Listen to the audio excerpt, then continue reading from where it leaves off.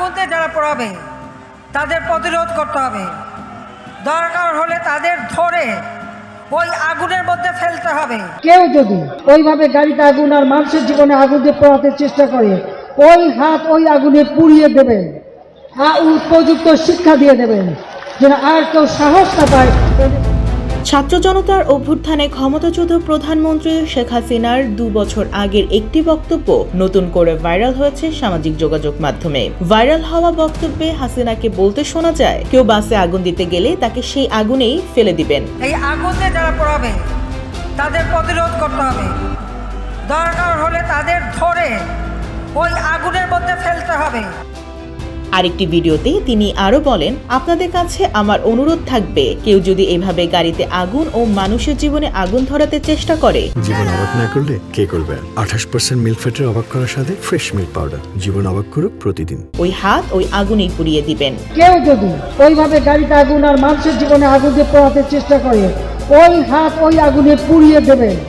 2023 সালে 12 নভেম্বর রাজধানীর বঙ্গবন্ধু আন্তর্জাতিক সম্মেলন কেন্দ্রে আওয়ামী লীগের আয়োজিত জেল হত্যা দিবসের স্মরণ সভায় এই বক্তব্য দেন তিনি। তখন তিনি নেতাকর্মীদের উদ্দেশ্যে বলেন, অবরোধ আর অগ্নিসন্ত্রাস করে আর যেন একটাও পান না পায়। যদি কোনোটা আগুন দেওয়ার সময় হাতে নাতে ধরা পড়ে, তাহলে সঙ্গে সঙ্গে ওই আগুনেই তাকে ফেলতে হবে। যে হাত দিয়ে আগুন দেবে সেই হাতই পোড়াতে হবে। হাসিনা আরো বলেছিলেন, অগ্নি সন্ত্রাসীদের বিরুদ্ধে প্রত্যেক এলাকায় প্রতিরোধ গড়ে তুলতে হবে, এদের খুঁজে বের করে ধরিয়ে দিতে হবে, মানুষের জানমালের সুরক্ষা দিতে হবে, এটাই আওয়ামী লীগের দায়িত্ব।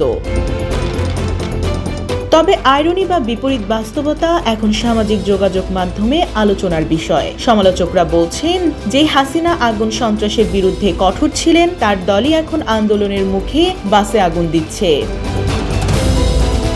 ঢাকা মহানগর পুলিশ কমিশনার জানান, গত 11 দিনে রাজধানীতে 15টি স্থানে 17টি ককটেল বিস্ফোরণ ও গত 2 দিনে 9টি যানবাহনে অগ্নিসংযোগের ঘটনা ঘটেছে।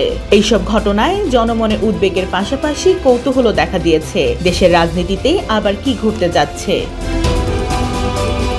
এই প্রেক্ষাপটে ফেসবুক ব্যবহারকারীরা নানান ব্যঙ্গ, বিদ্রূপমূলক পোস্ট, কার্টুন ও ভিডিও শেয়ার করেছেন। কেউ লিখেছেন যে আগুনে অন্যকে ফেলে দেওয়ার কথা বলেছিলেন, ইতিহাস যেন তাকেই সেই আগুনে ফেলেছে।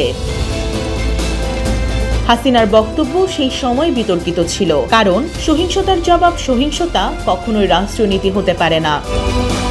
এখন তার নিজের দল যদি একই পথে হাঁটে, তবে তা প্রমাণ করে যে আগুনের রাজনীতি কেবল বিরোধীদের নয়, ক্ষমতাসীন দলেরও সংস্কৃতির অংশ হয়ে গেছে।